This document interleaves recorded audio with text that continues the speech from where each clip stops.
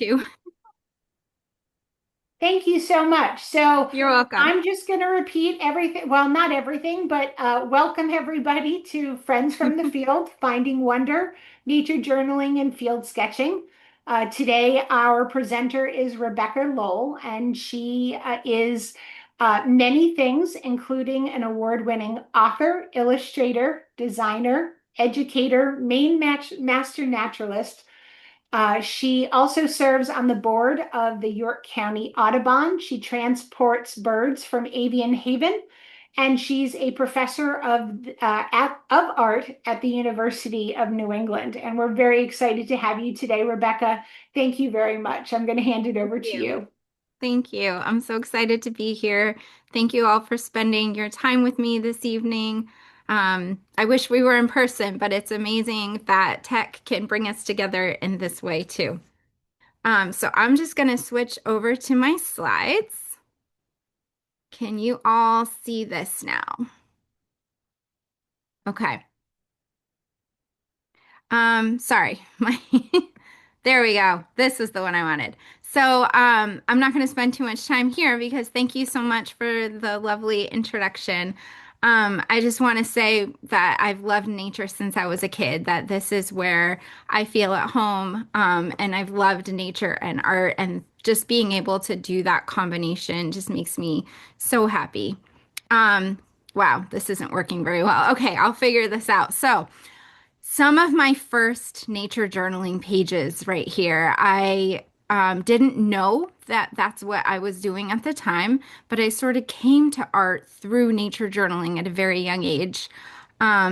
This duck up here on, I think you're seeing it on the upper left, it is a mallard. I drew it on a big manila envelope. I used to draw on whatever anyone would let me draw on, whatever I could find.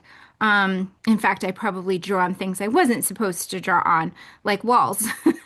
But I just remember drawing this duck and getting the curly tail and just being so happy about noticing a detail and then being able to record it. And I think I just sort of fell in love with art through that.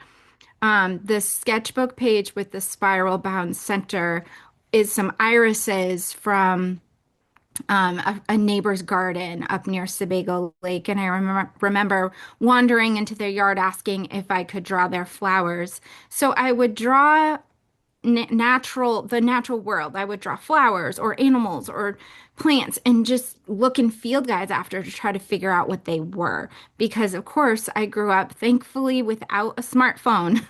I kind of wish we still didn't have them because I spent so much time in books instead of apps, and I learned so much that way. So some of my current pages here, um, sugar maple twig. I followed the process of monarch metamorphosis in that center page. And then the last page is about some deer trails that I discovered on a hill that I find that I collect monarch eggs and caterpillars on. And I just remember feeling like I was in their home, and I wanted to sort of document that feeling and that sort of idea that we're we're sort of secondary. They were here first. All these critters in the natural world, they were all here first, and we're sort of sharing this place with them instead of the other way around. Painted turtle. This dandelion's from my perpetual journal, and I can talk a little bit more about that if maybe in the questions in the end what that is. So what is nature journaling? This definition comes from John Muir Laws. So nature journaling is collecting and organizing your observations, questions, connections, and explanations on the pages of a notebook using words, pictures, and numbers. You do not need to be an artist or naturalist to begin. These skills can be learned by anyone, and you can develop them with deliberate practice. So I just love that part in the middle where it says you do not need to be an artist or naturalist to begin, because it's not about creating a pretty picture. Nature journaling is about recording observations, and it's about your relationship with the natural world. It's not about creating a masterpiece.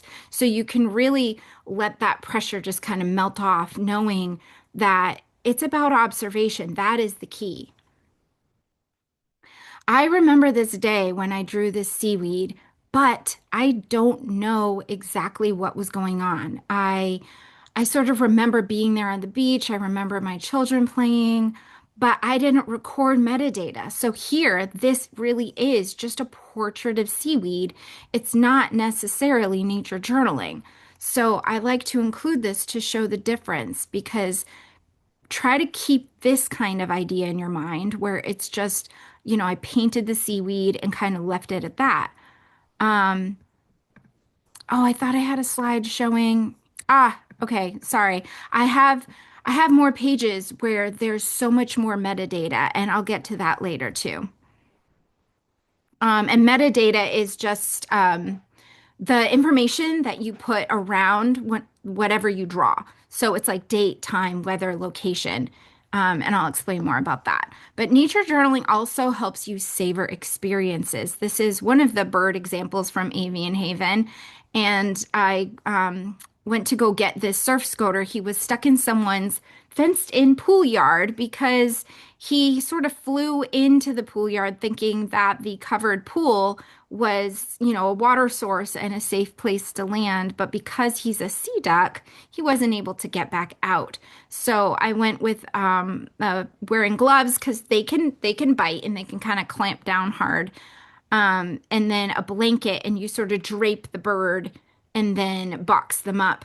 But I didn't have a box with me. I just happened to be in the area. So my daughter had to just kind of hold him cuddled like a burrito in that blanket for a while. And I just remember seeing his beak and thinking, I need to record that. It's so beautiful. It was like a candle.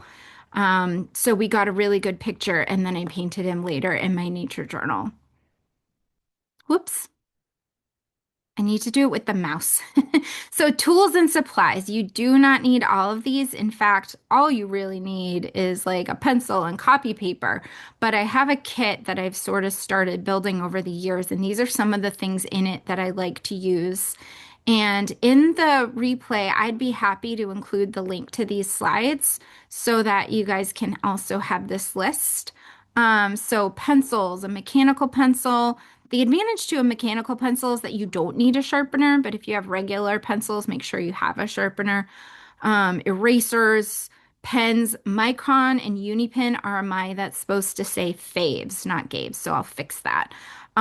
Sepia pens. I love to draw in brown ink. Some people like black ink, and today when I demo in a little while, I am going to use a black Sharpie just so you can really see it. But in my journals, I like to use brown ink. I just love the way it feels with the color. I love the warmth. A white gel pen is a really surprising tool for adding, say, like a highlight in a bird's eye. It just adds that tiny little sparkle that makes them come alive. Or like if you're drawing something shiny like a salamander's wet skin, being able to put a little highlight with a white gel pen just makes it pop.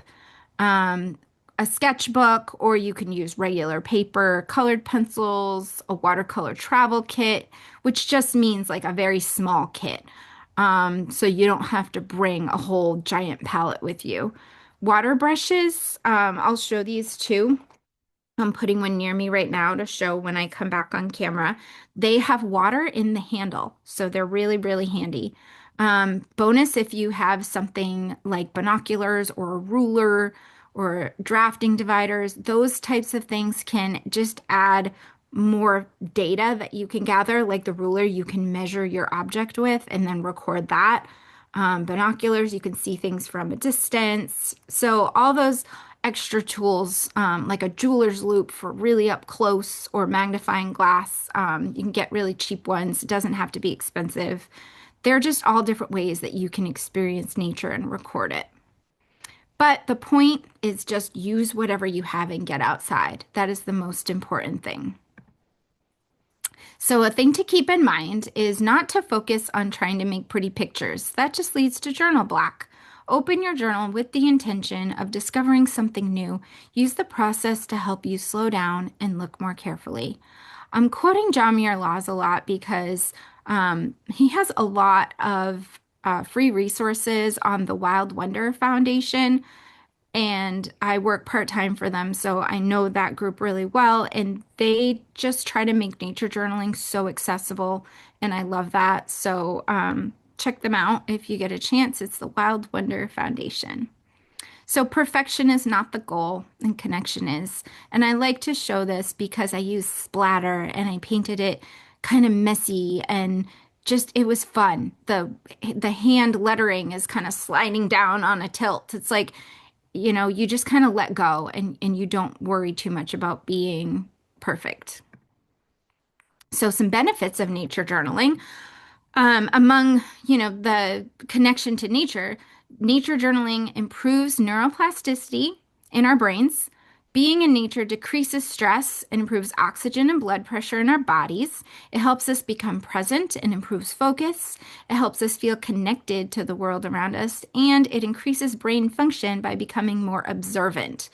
What I've found is that the more often that I'm nature journaling, the better that I feel, but also it does increase my awareness in other areas too, which is never a bad thing. So, a little more about metadata, just to explain what this is. So, metadata is a little collection of data that is usually recorded somewhere at the top of the page or edges. This can include the date, time, location, and weather. If you want to go further, you might also add temperature, wind direction, moon phase, or time of sunrise and sunset. And this definition comes from a site called Nature Journal Week. They do have an event once a year online called Nature Journal Week, where everybody just shares all their nature journal pages and floods the internet with that. You could also add things like coordinates, thoughts about location, observations, etc. The possibilities are endless. You can also add poetry, anything that helps you get words on the page or numbers. So here's a little breakdown of the anatomy of a page spread. So in the center, I have my subject. I wrote the species common ringed plover, seen at Timber Point on February 4th. I can't read that. I think it says 23. And then I painted it later, February 13th, because I painted this bird from a photo. And then I signed it. I don't even sign my nature journal pages because they're all in the same book. You can if you want. It's really up to you. So, nature journaling starts with observation, using our senses. So, to listen, you stop moving and just listen around you. Do you hear birds? A creek that you hadn't noticed was there? Maybe a storm is coming. What do you see if you use your eyes? Do you see a stump with fungi on it? A snail crossing your path? Footprints you almost stepped on? Um, I can't tell you how many times I've been just walking along on a trail and then realized I almost stepped on like deer prints or something. And it's just really interesting to realize what's around you. And the more aware you become, the more you notice. And it just kind of keeps going. It's a spiral. So when you look closer, that's where the gold is, not just in the seeing, but in the closer observation of really noticing. That rotting tree might have holes in it, and at first glance, you thought they were random, but now you see they are not. And I think of something like how a yellow-bellied sapsucker makes rows and rows and rows of holes on a tree. And so that connection might lead you to be more curious, and then you start looking up who makes that type of pattern. So it's things like that. So here's a few page ideas to get you started, and these are just a few of the possibilities. So a comparison study is when you find two like objects and you record the differences and similarities that you observe. This image comes from an account on Instagram. Her name is Marjorie Villajon, I think, Nature Study Australia. And she's comparing two different types of leaves, writing all kinds of metadata in the gaps, even comparing color, maybe the serrated edges, but it's two leaves, but at first glance they might look the same, but there's so many differences. Another idea, and I love this one, is a sit spot. So finding a sit spot is when you stay in one location for several minutes to an hour or more, and you observe what's happening around you while creating a nature journal spread based on your time in the sit spot. There's no rules about what you have to include. And that's why I love it, is because you just sit there and you just pause and you just notice and you just start sketching. Layout doesn't matter. Structure or what you're trying to include doesn't matter. It's just time spent there. And in my Maine Master Naturalist program, we did this for a year with a tree. So we had an adopted tree. And so I have 12 different page spreads of this one tree once a month throughout the year. And I got to see its changes over time. And then we also had another assignment called a delimited site, where it's kind of like a sit spot, but it's just a little bit bigger. And we went to the same spot. So I was observing a pond for a year. And so I have a journal spread based on pond observations throughout the year. So that was really interesting to see those changes. So this is one of my favorite ways to nature journal, is revisiting a spot over time. So if you have a spot that's connected to your yard, or a favorite, um, preserve that you go to, or a park, or anywhere that you can get to easily, because you don't want to make it too difficult on yourself that you think it's a big, or like you feel it's a big ordeal to get to it. You want to be able to just kind of get there really easily, so that you can spend time there consistently. Oops. Sorry. So, zoom in, zoom out is another prompt. I also love this one.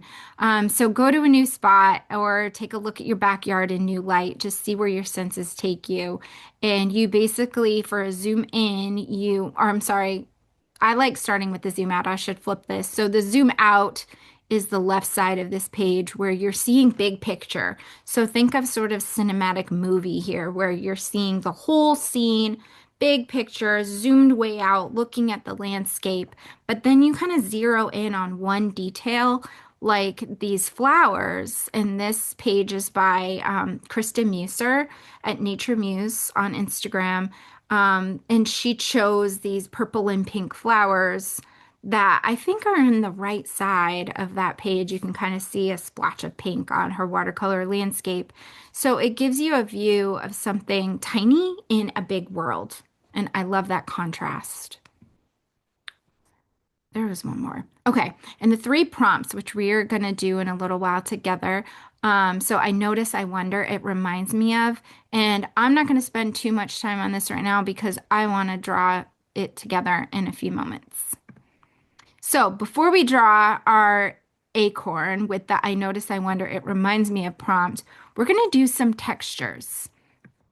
So I'm going to, let's see, I'm going to come back to draw. Actually, can you guys still see me here? So here's my paper. And let's see, I'm going to see if I can add, I'm going to add the browser to this view.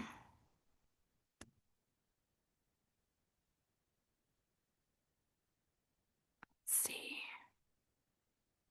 Just so you guys can still see the textures too. All right. So I'm going to put the textures right here, actually right here. All right. Is that helpful to see? So It right now looks good. you should see me at the top, teeny tiny. Then I have my paper and then the textures. I know they're tiny, but does it look okay? Is it still like, is there any point in having the textures on the screen, or should I just draw them and not have them on the screen? We've got people saying that it's helpful. Okay. All right. So the first one that we're going to do is called stippling. So I'm also going to try to draw big. And in fact, I'm going to zoom in. Let's see. I think I can put my light on too. There we go. It's a little better. So we're going to be doing 6 circles.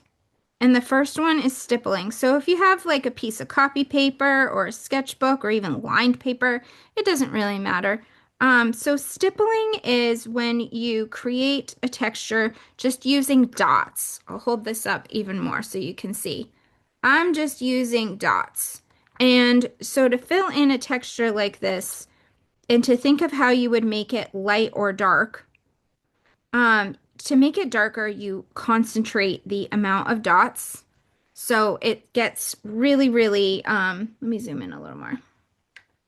There we go. Gets really concentrated. So I'm going to spell out stippling. So this is stippling. And when you want to convey light or a lighter side of an object, the dots are more spread out. So things that I think of in nature that might have this texture. And the reason why I like to start with textures is because when you go out nature journaling, sometimes one of the biggest things is like, how do I make it look like what I'm looking at? And so textures are a really easy way to not feel overwhelmed with trying to imitate exactly what you see, but to kind of simplify and generalize and think, well, what does it look most like in terms of a texture that I know how to make? And you can kind of start a collection of textures on like maybe the back page in a journal. And maybe when you're out in the wild, if you see a texture that's really interesting, you can just make like a tiny 1 by 1 inch square of it and call it something. And then you'll start this sort of texture library.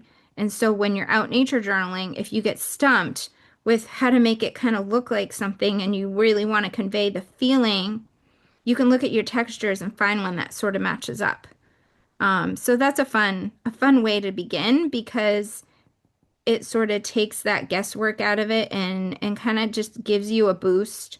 And you can think, oh yeah, if I can make dots, I can draw that rock or something. So looking at this, I think of things like a rock or maybe an orange or maybe some areas in tree bark that might have lichen or fungus that kind of has this sort of pattern to it in shadows, or maybe eggs, or sometimes it's a combination. So we're going to make 6 different textures, and you might realize that you can combine 2 or 3 to make it look like something. But stippling is really fun. I like it, and it just sort of, is mesmerizing because you can just sit here with dots. It's used very often in scientific illustration. Okay, so that was stippling. I'm gonna go to, let's see, I'm trying to make it focus on this and then I can kind of lock it in place. There we go. So it doesn't keep shifting focus on you. Um, the next one is going to be cross hatching. And I'll spell that one out too. So it does not have to be a perfect circle. As you can see, mine is not. So cross hatching, HATCHING. And that is basically making the pound sign or hashtag over and over and over. It's just crisscrossing perpendicular lines, but they don't have to be exactly right angles or anything like that. You're just kind of crisscrossing lines. And like with stippling, the more concentrated the texture is, the darker it is. So you can get this like really dark, almost like you're filling it in solidly if you just keep layering over and over and over. And then to sort of pull out that value and get it lighter, you're just going to be spreading out your lines. So they're not as concentrated. And by the time you get to the side where you really want light, there's just a couple of lines. So it's a really classical texture that's used a lot in pen and ink. And if you look back at artists like Da Vinci or M.C. Escher, they used a lot of cross-hatching. But it's also a great texture for nature journaling because it gives a roughness and it gives like a really quick way to kind of just add shadow. And so things I think of with cross-hatching might be like the shade in a pine cone, like this one right here, down here, like in between the pine cone pieces, the bracts, where it gets really dark. I think of cross-hatching because cross-hatching looks rough. It doesn't look soft. It doesn't look feathered. Um, it looks a little bit harsh, right? So if you're trying to depict something that feels hard, this is a good texture for that. And if you have other ones in mind, um, write them down next to your texture. Think of like, oh, this could be good for, like I'm gonna put pine cone, or like here I can put a rock. And just keep going with like a little list if something comes to mind that you could use it for. All right. And then the next texture is going to be straight lines. This one is not as versatile, but I still like to include it. Straight lines. So this one is just what it sounds like. You just make lines going across your circle, and really these could be vertical or horizontal. It doesn't have to be horizontal. That's just how I guess I tend to do it. But things like this would be like if you're trying to show a flat plane, like maybe calm water or a reflection of the moon on the water, or maybe there's a rock cliff, like if it's vertical, if you turn it this way and you're trying to show like a cliff, a sort of rock face that's very flat. You could also use it for showing the darkness of a cave by just depicting the fact that it doesn't have volume, like it's just flat. And so to make it darker on one side, you're going to put a lot of lines, and that's going to give it more value. And when I say value, I should probably explain. Value is just the light and dark of something.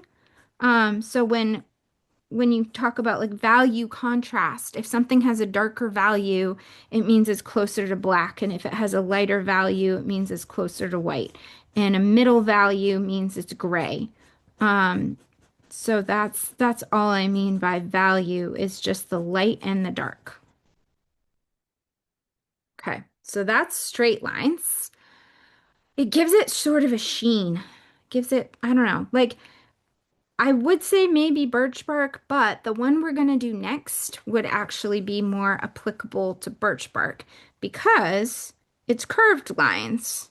And so when you're drawing something like a cylinder shape, like a tree, so contour lines is really the fancy name for it. So contour lines, meaning it's going to follow the contour of the shape.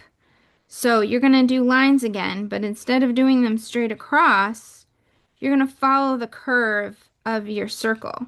And if this was a tree trunk, you'd be following that sort of curve of the trunk. And so in that way, that's where trying to draw a flower stem or a curved trunk, like birch bark, that's where this kind of texture would really come in nicely. But it doesn't have to be a cylinder. It can be any sort of shape, and you're just trying to show the volume by curving your lines around it. So it could also be a bird nest, maybe. And maybe you're also going to add in some cross-hatching or some stippling. So you can start using a combination once you know a few different textures and really see your drawings kind of come to life. This could also be like a paper wasp nest or things like that. I'm sure there's so many applications I'm not thinking of. And if you guys are thinking of some, jot them down next to your texture.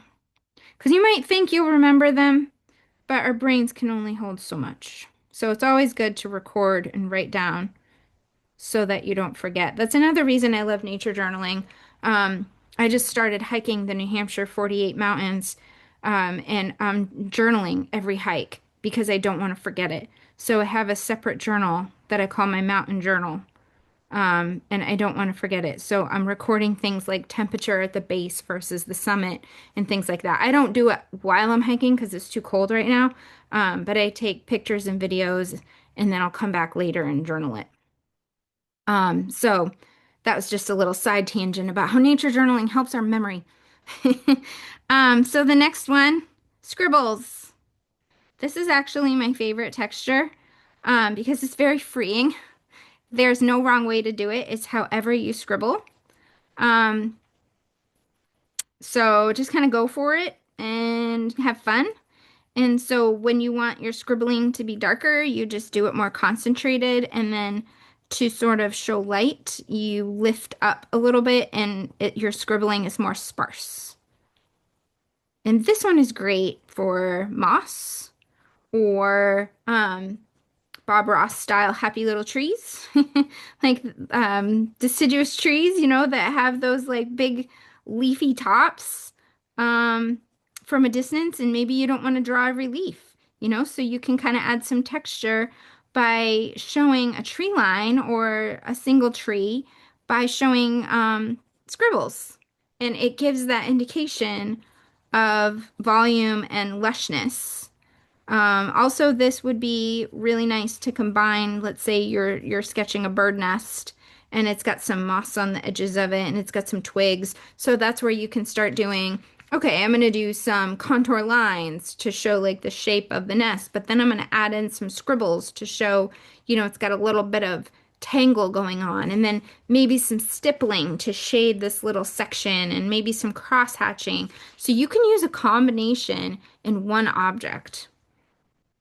The next one is blending, and I actually can't use a Sharpie for this. So I'm gonna grab a pencil and you'll see why. Because if I try to blend with a Sharpie, it's really hard to do. You need something a little bit more gradual. Um, so blending is a really, really soft approach, um, where you're gradually shifting from dark to light, kind of like a gradient. And to make it darker, you just fill it in more, press harder. This is a Blackwing pencil. Whoops, right here. I really love Blackwing pencils because you can get a rich, dark graphite with them. And any art supplies that I mention, I can also include. I'll make sure to email a list of the things that I like to use. Um, but really any pencil that you have, even if it's just like I think it's 2B, right? Those yellow, just a yellow school pencil. You can still do some great blending with that. You don't need fancy tools to nature journal, that is for sure. I just happen to have a bunch of art supplies because it's my job. And I love doing it. I would rather buy art supplies than shoes. Okay, so dark right here. And see how that kind of looks, fade. It's like a fade, like faded, maybe an eggshell or really soft pebble or the moon or um, any sort of smooth surface that doesn't have an actual like gritty sort of texture. So I'm going to zoom back out. And here's our little page of textures so far. So this is just a dip in the pond. You can keep going. You can even take um, copy paper and a crayon and start rubbing it up against surfaces outside like tree bark or rocks or gravel and see what kind of texture you can get from that. And then see if you can duplicate it by drawing it after. So you can kind of learn textures by doing like bark rubbings and things like that too. So that's just a fun idea. All right, I'm going to come back to my slides. So what we're going to do now is now that we have this sort of texture library and I talked about the prompt, I notice, I wonder, it reminds me of, we're going to draw this acorn together using that prompt and using our textures. So I'm just going to start drawing the shape. Um, let's see. I'm going to come back to drawing. No, maybe it was this one. Yeah. So you guys can see the acorn. I'm going to change the thing. That kind of took out the,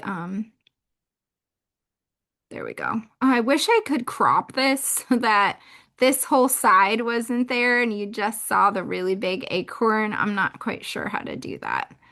Let me see if I can actually. No, it didn't work. Never mind. I'm making it worse. Okay.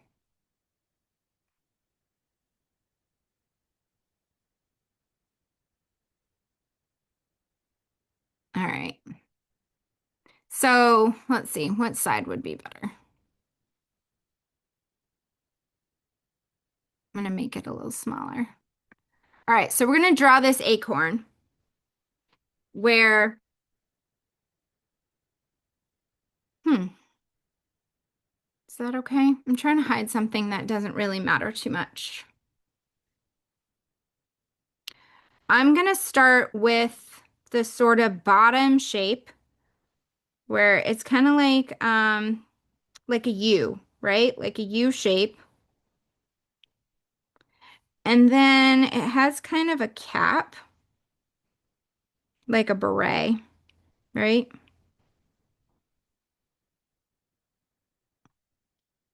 I'm kind of just looking back and forth between my reference image and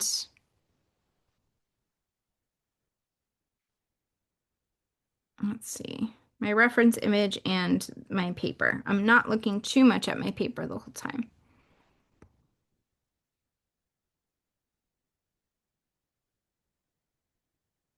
And here's the stem, right? We've got sort of a ellipse on the top of the stem to make it look um, like it has depth, right?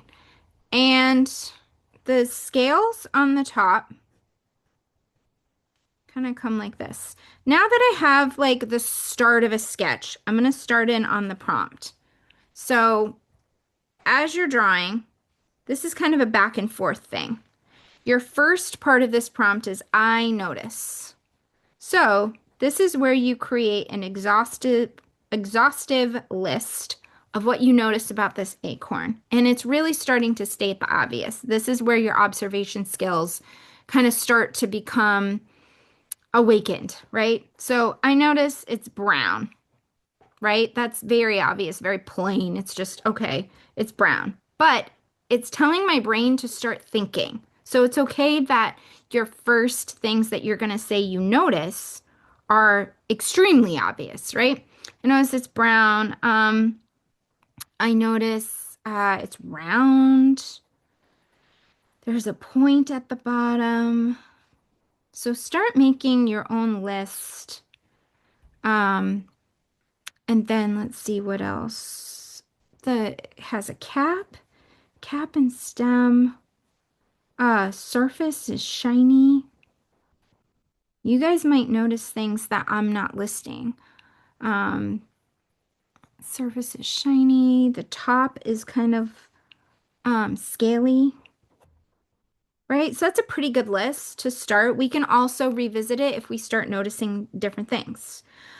And then the next is I wonder. So I like to include little eyes sometimes for the I notice. And then a question mark. I'm actually going to move this because you guys can't see it now. I wonder. So here's the I wonder. Let's see. I wonder why an acorn is brown, right? Sometimes we'll be able to answer our wondering questions and sometimes we won't. That's okay. The point is not to answer them, the point is to ask the questions. And then I wonder why it has a cap. I wonder what tree it fell from. And I may know this, but it's also an interesting, question to just ask because you could be talking about what species of tree or what specific tree. Will we ever know what specific tree this acorn fell from? No, but we might be able to find out the species. Um, but like I said, it's not really about like answering, it's about asking. It's about curiosity. That is the key to nature journaling. If there's one word for nature journaling, I would say it's about curiosity and following that. Um, why why does it have scales on the top, right? And here's where I might go back and kind of add to the scales because it made me realize like, oh yeah, I haven't really depicted those very well. So you can kind of bounce back and forth between your drawing and your list making about this object, and you might notice more as you start to draw because drawing is not like taking a picture. There's something about like, so I love taking pictures just like anyone else. I love bird photography. I love taking pictures so I can come back and journal later. But the difference between taking pictures and nature journaling is that when we take a picture of something, our brain kind of goes, check, moving on. We're kind of like, oh, got it. We know everything we need to know about this next. And we don't really stop and pay attention. And so when you're drawing, you are noticing way more than you would notice in just taking its picture. So speaking of noticing, I just realized I'm sort of cross-hatching in here. So if you're not sure what kind of texture to use for the scales to make it look like it's sort of scaly, you can either draw each individual scale or you can sort of cross-hatch a few spots in here and it gives it that look of scales. Now, if you want to, you can kind of come in and darken some areas to give it more volume, but there's nothing wrong in starting in like a sort of cross-hatching type texture for the top. And then I might use some lines, some contour lines on the stem to give it that feeling that it sort of has grooves. And then it also has some contour lines down here on the hard shell because the shell is also a little bit grooved. Then the bottom is darker. So why is the point? Here's another question.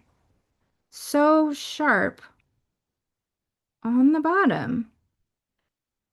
I sort of wonder, does it have a purpose? Like, is it to burrow in the ground? I don't think so because I've seen them split, and then that's where the root comes out from the inside, sort of nutty meat. So it's not really the bottom. So I guess I'm not sure, why this is so sharp. So the last sort of part of this prompt, and really you can revisit any of them over and over, but I just want to start it. It's that it reminds me of. So I'm gonna move my acorn again up here. So on this side, we're gonna say it reminds me of dot dot dot and kind of make your list. And for this, I kind of like to use a heart because it's about connection. So it reminds me of deer because I know deer like to eat them. It reminds me of my grandfather, probably most of all. Um, Pepe. I'm French, so we call him Pepe. Because he used to collect, he would rake up all the acorns in his yard into 5-gallon buckets and then dump them on the edge of the woods so that he wouldn't fall on them, but also so that the deer could eat them. Um, so buckets of acorns. So they remind me of my Pepe. Um, what else? They remind me of childhood because I tasted one once because I was curious, and just curiosity, and you sort of break it open and because you see it split and it's starting to grow, and you're like, well, if deer can eat them, I wonder, could I eat them? I don't condone tasting things in the wild, though. Just saying. I was a curious kid, but curiosity doesn't always, benefit you in terms of eating things in the woods. So don't do that. But it reminds me of childhood. And then, I might come back and kind of as I'm still thinking, add some more darkness and dimension. What else? Oh, it reminds me of fish scales. Looking at the cap because they're kind of scaly, or maybe even a pineapple. Isn't that funny? How an acorn could remind me of a pineapple. They don't really look alike, but the top is what does it. The top kind of does that. Oh, the picture book, Caps for Sale. I just saw that beret, and Caps for Sale came to mind. Um, where someone tries to sell a whole bunch of berets and they end up with monkeys in a tree. And so it's funny how an acorn can remind you of a picture book, right? Squirrels. And so there's no right or wrong answer to any of these lists. Um, they are for you and they are for your journaling and for your connection to the natural world. And the reminds me of part is going to be the most unique for each person. And that's what's really special is that you start to create special connections. And it's like this web that just connects all over. Um, so I'm going to pop back out to my slides and just I wanted real quick before we get to questions, I wanted to share a couple of free resources. As I mentioned, the has free zines. So I'm going to provide that link, but it's wildwonder.org/zines. And there's a really great one called the Quick Start Guide, to nature journaling. John Muir Laws also has hours and hours of free nature journaling videos on the Nature Journal Connection. And this is sort of a quick view of what is inside that nature journaling zine that you can download and print for free. The Wild Wonder Foundation likes to make nature journaling as accessible as possible, and I've learned a ton from them. So I'll leave you with this quote by Rachel Carson. Those who contemplate the beauty of the earth find reserves of strength that will endure as long as life lasts. There is something infinitely healing in the repeated refrains of nature, the assurance that dawn comes after night and spring after winter. I love that quote. So thank you very much. You can find me at RebekahLowell.com and on Instagram at Rebekah Lowell, and I will pop back to answer questions. Great. So if anyone has any questions, you can pop them in the chat.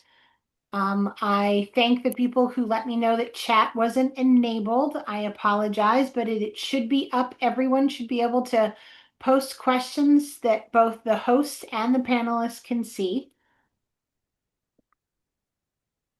I know one question that we sort of chatted about in the beginning was what's this green thing sticking by my head? This is my document camera. So this kind of helped me show you guys that top-down view. I'm gonna just slide it to the side for now, so it's not like right in the way. And also here's a water brush. So this is a brush that has water in the handle, and it's wonderful for portable nature journaling. So I want to show you guys that too. And here's the little zine. So when you print it out, and there's a video that teaches you like how to fold it, but it's really fun. Nice.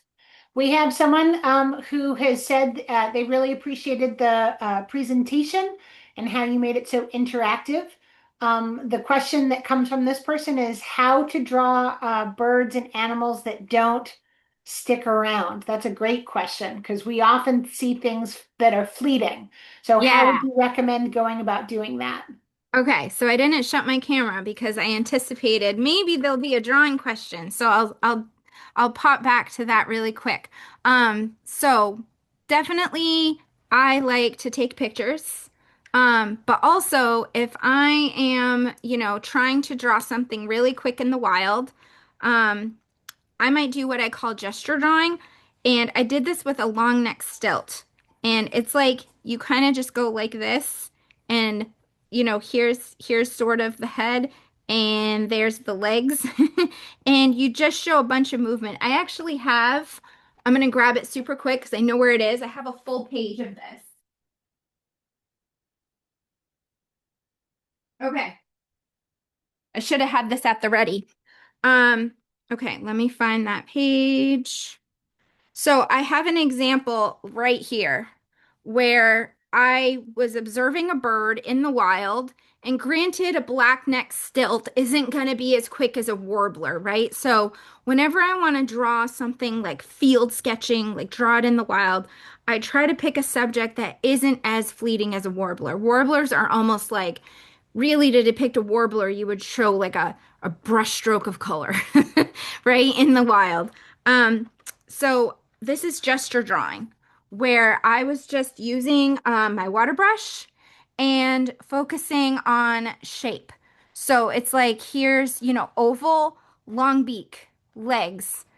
Very simple, very, very simple. But I love this page as a whole because it shows me behavior, right? It's not about detail, it's about behavior and seeing what this bird was doing. Then I went home and from one of my pictures, I painted the bird a little more detailed. You still can't really see his eye because, like in the wild, you really couldn't. It was just so dark. So I put a little bit more metadata. I said Blackneck Stilt, July 9, 2022, Scarborough Marsh. I could have added coordinates and things like that. And I still probably could because I remember where it was.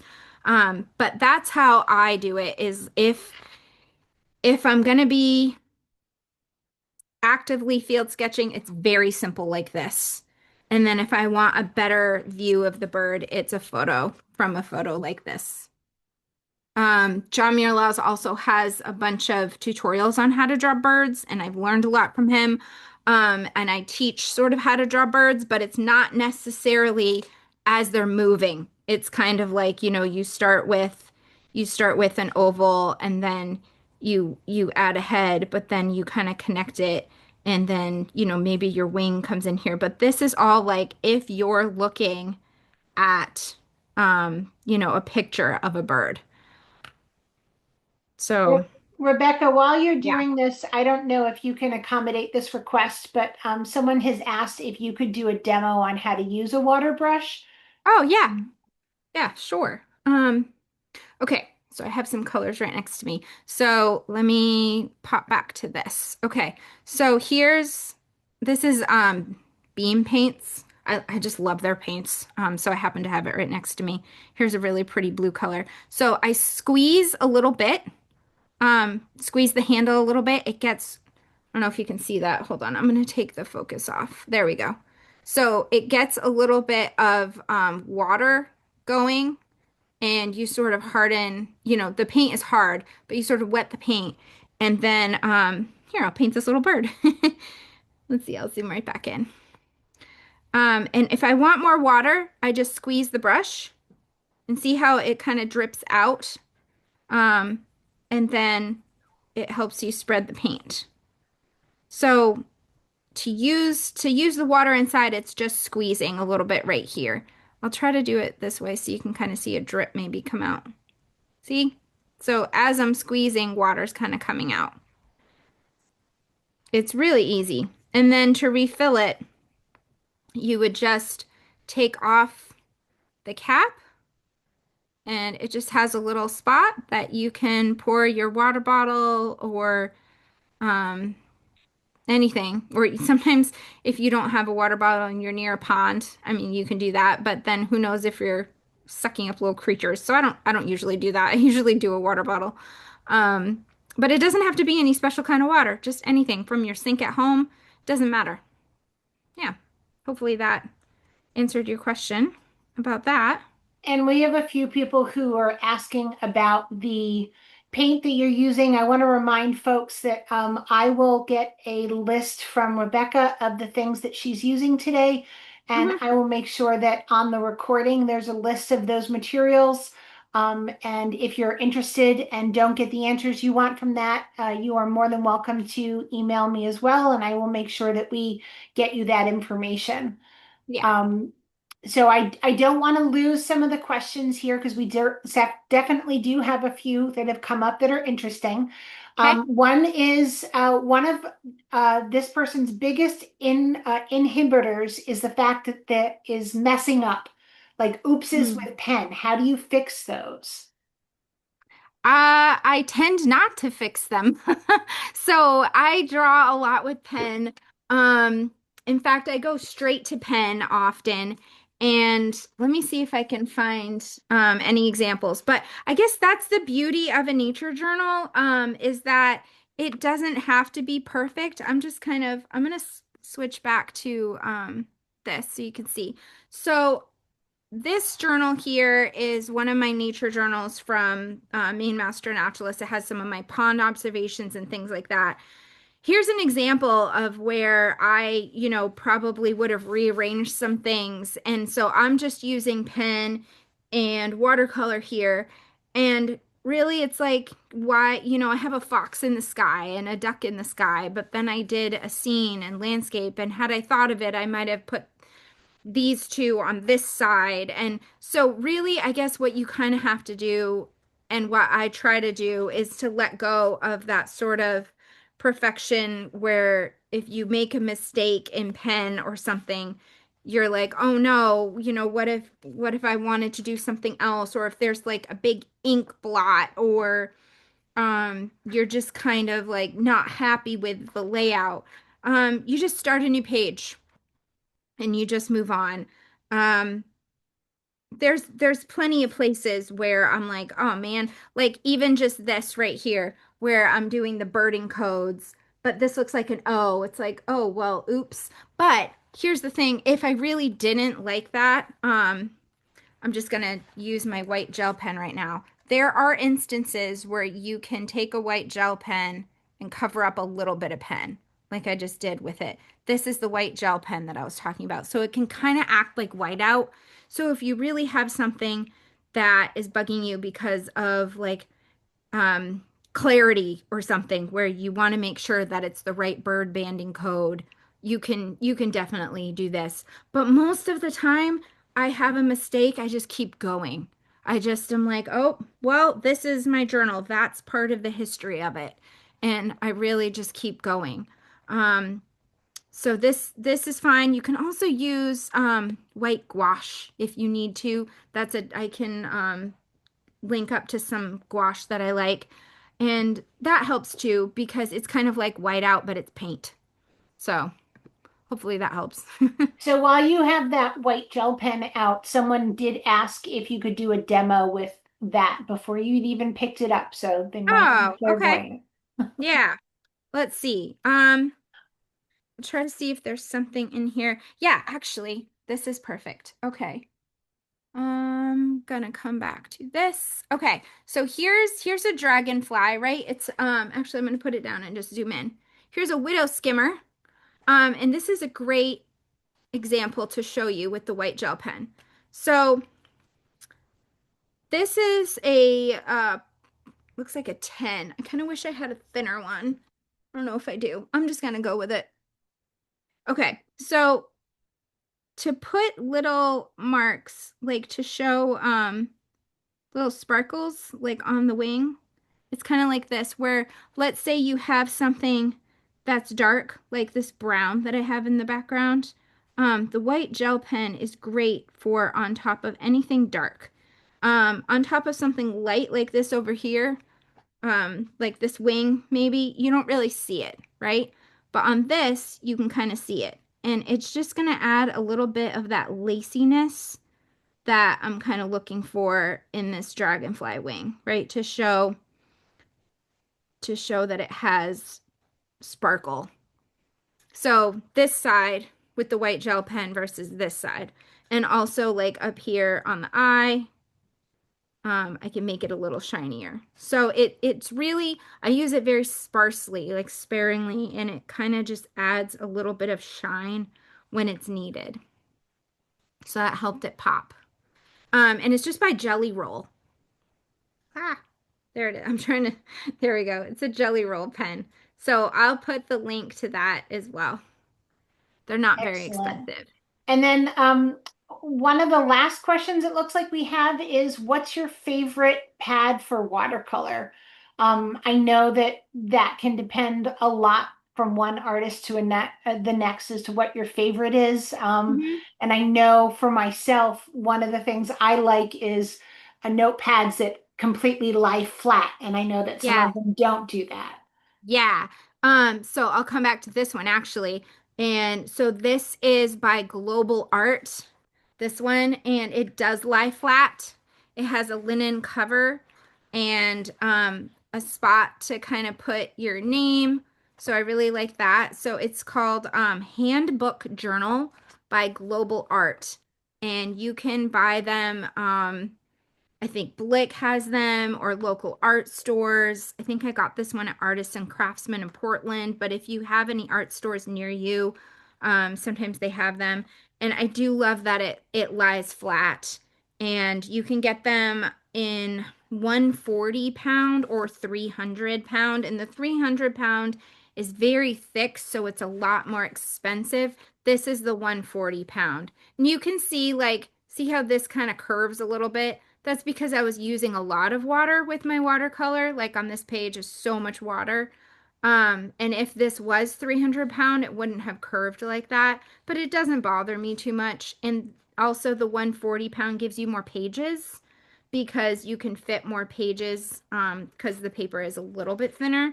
But it's still great for watercolor. So most of my journals, like if I'm going to be doing like big journal spreads, I really like the handbook. I'll show you what it says right here. Handbook journal, this page. Handbook journal by Global Art. And it's a watercolor book. They make other ones, but make sure it's the one that says watercolor. And it has a little you know, cover, like this little ribbon that helps it close. Excellent. Thank you so much. So we've gone a little over, but we still have a lot of people with us. If anyone's got any further questions, please put them in the chat. Let's see, we've got a lot of people who have said thank you, that they really enjoyed it, that it was a great introduction to the subject. And definitely, I want to mirror that. This has been really great. If this is your first time considering doing any kind of nature artwork, Rebekah, you have really hopefully opened up what could have been something very scary for somebody into something that is very possible. So I hope you all Yeah. do try it. Yeah, I Um, hope you all do. It's so much fun and it's something I can't imagine not doing. So, I just love it. Excellent. Thank you so much, Rebekah. And I'd like to thank Martha for co-hosting today from Island Heritage Trust. If for those of you who are still on with us next month, April 9th, we will be having our webinar. The subject is Finding Spring at Orono's Bog Boardwalk. And that will be presented by Master Naturalist Karen Johnson. So I hope you will all join us. For those of you who are interested in potentially doing some art in nature, we don't have this information up yet, but I would encourage you to look to our events in the future because we will have some plein air art events that will be up soon. And I invite you all to join me and give this a try. So thank you again, Rebekah. I really do appreciate it. Thank you so much. Thanks for having me. And if anyone has questions, you can email me. Also, it's Rebekah at RebekahLowell.com. So if anyone wants to pick my brain, go for it. Excellent. Thank you so much. Thank you. And beautiful.